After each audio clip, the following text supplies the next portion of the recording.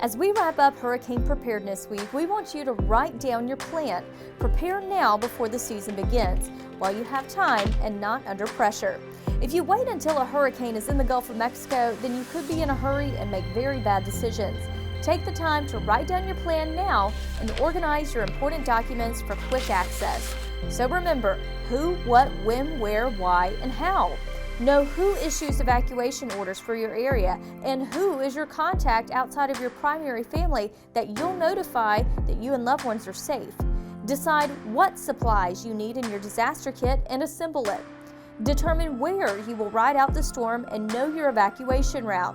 Decide when you need to evacuate. Plan to leave early and don't wait until the last minute. And understand why. Know the risk of a hurricane and the damage it may bring.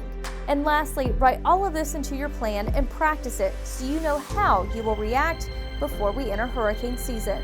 And if you prepare now, there's no reason to panic then.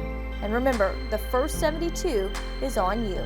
For more hurricane preparedness tips, visit msema.org.